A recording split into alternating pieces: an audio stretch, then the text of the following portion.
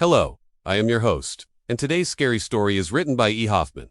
There once was a very beautiful woman who had the misfortune of being too beautiful. You see, in her day, women would cover up their faces with masks when they went out in public because if men saw their beauty, they would become obsessed with them. It was a time when beauty was everything and women were seen as nothing more than sex objects. Our story begins with a young girl who was so beautiful that it was dangerous. Even at a young age, all the men around her couldn't help but stare at her in awe. The girl's mother knew that her daughter was too beautiful for this world, so she made sure to keep her hidden away from everyone, only letting her out of the house at night. At night, the girl would wear a mask and take long walks through the city. She would visit the park where she would feed the ducks and enjoy the peace and quiet. She loved these moments of freedom and felt like she could finally be herself without anyone judging her for her looks. One night, while walking home from the park, the girl noticed a man following her. She tried to ignore him, but he kept getting closer and closer. She quickened her pace, but he matched her step for step. She could feel his hot breath on her neck and hear his disgusting comments in her ear. The girl was terrified. She started to scream for help, but no one came to her rescue. The man was bigger and stronger than her, and soon he was upon her. The girl closed her eyes tight and waited for the worst, but it never came. When she opened her eyes, she saw the man lying on the ground, dead. The girl was scared and confused. She didn't know what had happened. Then she saw it. On her hand was a tiny cut, and blood was dripping down her fingers. The girl had scratched the man, and in doing so, she had killed him. She was horrified. She didn't mean to kill him. She just wanted to defend herself. But now what? She had killed a man, and if anyone found out, she would be in big trouble. The girl ran home as fast as she could. She didn't want anyone to see her, to see what she had done. When she got home, she locked the door and threw the key in the fireplace. She didn't want anyone coming in or going out. She took off her mask and stared at herself in the mirror. She didn't recognize the monster that was staring back at her. She was beautiful, yes, but now she was also a killer. Days turned into weeks, and the girl became more and more reclusive. She didn't want to go outside anymore. She was afraid of what she might do next. Her mother was worried about her, but she didn't know how to help. She had raised her daughter to be strong and beautiful, but now she was afraid of her own daughter. Then one day, a stranger came to the house. He was a handsome young man who was looking for the girl. He had heard rumors about her beauty, and he wanted to see for himself. The girl's mother knew that this was a chance for her daughter to escape their life. She told the girl to put on a mask and go see the young man. The girl was scared, but she knew that she couldn't hide forever. She put on the mask and went to meet her fate. When the young man saw the girl, he was stunned. She was even more beautiful than he had imagined. He fell in love with her instantly, but he was a kind and gentle soul, and he didn't want to hurt her. He asked for her hand in marriage and promised to love and cherish her forever. The girl was taken aback by his proposal. She didn't think that anyone could love her for who she was, but he didn't seem to mind her looks. He loved her regardless. She agreed to marry him, and the two were soon wed. They lived happily ever after. Well, maybe not quite. You see, the girl's beauty was too much for the young man to handle. He became obsessed with her and wouldn't let her out of his sight. He hired guards to watch her every move and made sure that she never had a moment to herself. The girl was trapped and she hated it. She missed her walks in the park and the freedom that she once had. But her husband didn't care. He was too busy ogling her beauty. One day, the girl decided that she had enough. She took off her mask and walked out the door. She was going to run away and start a new life. The guards tried to stop her, but she scratched them all and ran into the forest. She didn't know where she was going, but she didn't care. She just needed to get away from her husband. She ran until she couldn't run anymore and then she hid in a cave. She lived in the cave for years, surviving on berries and nuts. She was eventually found by a group of explorers who were blown away by her beauty. They offered her a chance to live a normal life again, but she declined. She was too afraid of what she might do to someone else. The explorers left her alone and she returned to her cave.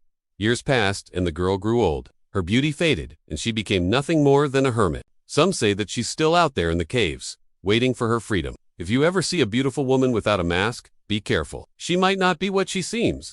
I am terrified of liminal spaces. These are places that are transitional or no man's land, like parking garages, long hallways, empty playgrounds at night, abandoned houses. The list goes on. When I was in college, my friends and I would go to an abandoned house that was near campus. We called it the White House because it looked like the White House from National Treasure. It was huge and creepy, and we loved exploring it. One time we were walking through the house, and my friend Liz said she needed to use the bathroom. There was an old-fashioned keyhole in the door, but there was no key to be found. Then Liz noticed a window that had been boarded up with some loose planks of wood. She pried them off, and the rest of us stood guard while she relieved herself. As she's doing this, I hear a noise that makes me and my other friend, David, jump back. It sounded like nails on a chalkboard. Then we heard what sounded like heavy footsteps coming from the basement door at the end of the hallway. The basement door, which had clearly been shut and locked when we entered the house, was now slightly ajar. and these footsteps were getting louder. My friend David, who's a skeptic, said he was going to check it out. As he makes his way down the hall, the footsteps stop. He reaches the basement door and slowly opens it. At the bottom of the stairs,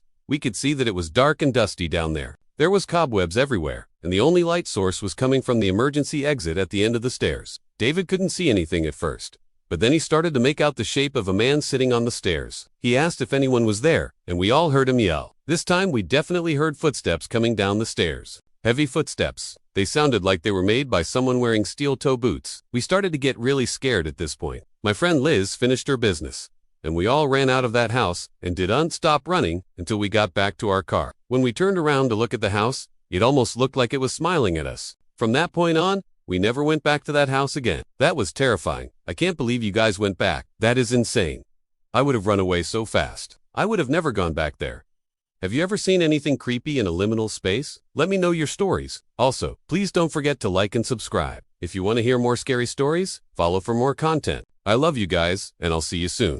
I'm not sure if you guys know this, but there is such a thing as a Japanese urban legend. And since I love you guys so much, I'm going to tell you one today. This story comes from Nojima Shinji, who was an editor at a publishing company. He heard it from a friend who was a delivery guy. This happened in the suburbs of Tokyo. There was a hill with a row of houses at the top, kind of like a small neighborhood, and at the bottom of the hill, there was a convenience store. One day after work, a man went to the convenience store to buy some bread for his dinner that night. As he was checking out, he saw this really cute girl, about 16 or 17 years old, come in. She was wearing a school uniform, and she went to the magazine rack. She looked around a bit and then picked up a copy of Shonen Jump.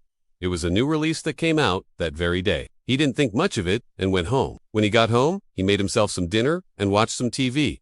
But around 10 p.m., he started to get a bit hungry again and wanted to eat something sweet. So he went to the kitchen and got some melon bread that he had bought from the convenience store earlier. As he was eating his melon bread, he opened the front door to take out the trash. But when he turned on the light outside, he saw a girl standing there. At first, he thought it was the girl from the convenience store.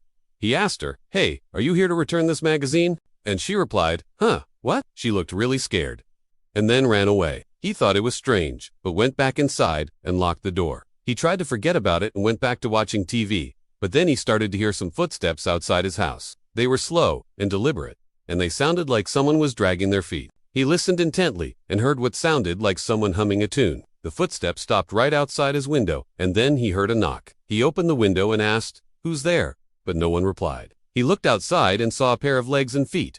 Again he asked, "Who's there?" But all he got for a reply was another knock and the sound of shuffling feet. Then he saw the face. It was the same girl from the convenience store. Her eyes were wide with fear, and when he asked her what she was doing, she just pointed to the magazine in her hand. On the cover was a big spider. Then she screamed, "Help me!" and jumped into his room. She explained that she had been followed home by something really scary, and she needed help. The two of them looked outside the window, but there was no one there. The girl suggested that they should go check outside together, so he did. All he found were some leaves that had fallen from a nearby tree. They checked the rest of the windows and doors, but nothing was broken, and there was no sign of forced entry. Just as the man was about to call the police, the girl suddenly screamed, "There's something behind you." He turned around and saw a black spider crawling up his arm. It was huge, and he screamed as it latched onto his face. He woke up the next morning with the magazine in his hand. The cover had been ripped to shreds, but there was no sign of the girl or any damage to the house. The only strange thing was a single black hair that he found on his pillowcase. He looked out the window and saw that the tree outside his house had lost all its leaves overnight. So yeah, don't read scary magazines before bed, especially if they have spiders on the cover. And also, don't let cute girls into your house, especially if they have huge spiders following them. And with that being said, this has been your host, and I want to give a special shout out to some supporters for their support. If you would like to see your name on the screen too, then be sure to support us. Anyway, I hope you enjoyed this video, and I'll see you next time.